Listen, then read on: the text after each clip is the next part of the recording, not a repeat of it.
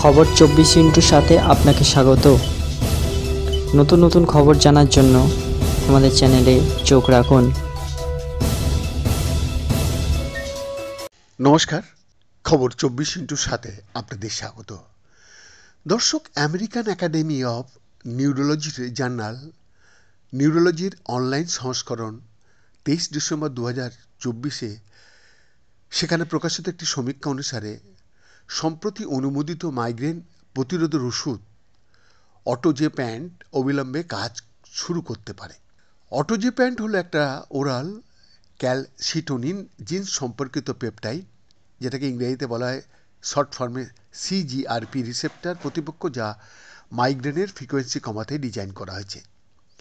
Albert Einstein কলেজের গবেষণার লেখক রিচার্ড বি লিপটন বলছেন, মাইগ্রেন প্রতিরোধে বর্তমান অনেক ওষুধের মাধ্যমে ব্যক্তির জন্য সঠিক ডোজ খুঁজে পেতে সময় লাগে এবং এটি সবচেয়ে কার্যকর হতে কয়েক সপ্তাহ বা এমনকি মাসও লাগতে পারে।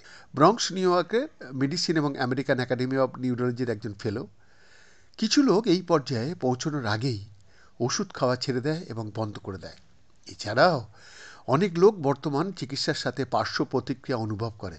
কার্যকরভাবে এবং দ্রুত উভয়ই কাজ করে এমন একটি ওষুধ তৈরি করা অত্যন্ত গুরুত্বপূর্ণ ছিল এই মাইগ্রেনের জন্য।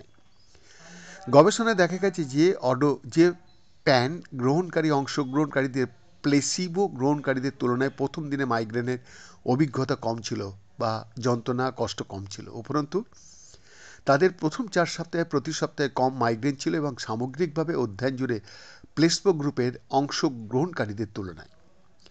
এই গবেষণার জন্য গবেষকরা 12 সপ্তাহের মধ্যে যে প্যান্টের নিরাপত্তা এবং কার্যকারিতার উপর 3টি ট্রায়াল থেকে ডেটা দেখেছেন, যাতে দ্রুত উন্নতি কীভাবে দেখা যায় তার উপর প্রকাশ করতে।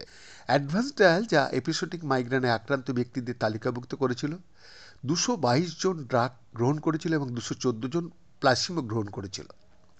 এলিভেট ট্রায়াল, যা এপিসোডিক মাইগ্রেনে আক্রান্ত ব্যক্তিদের তালিকাভুক্ত করেছিল যারা পূর্বে অন্যান্য মৌখিক প্রতিরোধমূলক চিকিৎসাগুলিতে ভালো সাড়া দেয়নি।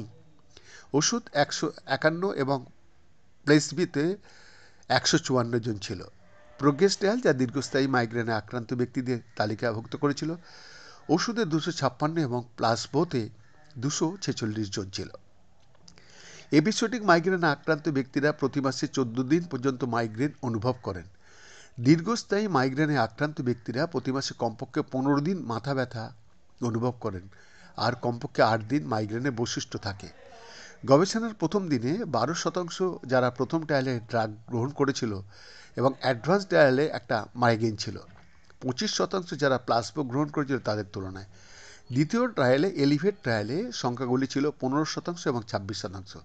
তৃতীয় ট্রায়ালের জন্য অগ্রগতির ট্রায়াল সংখ্যা ছিল 51% এবং 61%। গবেষকরা যখন মাইগ্রেনের হারকে প্রভাবিত করতে পারে এমন অন্যান্য কারণগুলির জন্য সামঞ্জস্য করছিলেন, তখন তারা দেখেন যে ওষুধ গ্রহণকারীরা প্রথম পরীক্ষায় মাইগ্রেনের সম্ভাবনা যাদের 61% কম ছিল, দ্বিতীয় পরীক্ষায় তারাই 47% কম দেখিয়েছে এবং 37% কম হওয়ার সম্ভাবনা ছিল তৃতীয় ট্রায়ালে। প্রথম দুটি ট্রায়ালের জন্য যারা অটোজেপ্যান্ট গ্রহণ করেন তাদের প্রতি সপ্তাহে গড়ে একদিন কম মাইগ্রেন ছিল, যেখানে প্লাসবো গ্রহণকারীদের জন্য গড়ে সপ্তাহে 1.5 দিন কম ছিল।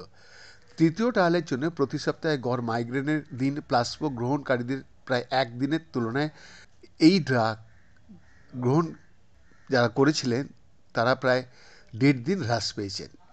তাই অটোজেপ্যান্ট গ্রহণকারীরা প্লাসবো গ্রহণকারী লোকেদের তুলনায় মাইগ্রেন, তাদের কার্যকলাপ এবং তাদের সাময়িক জীবনযাত্রার মানকে কতটা ক্ষতিগ্রস্ত করে তার মূল্যায়নের ক্ষেত্রেও উন্নতি দেখায়।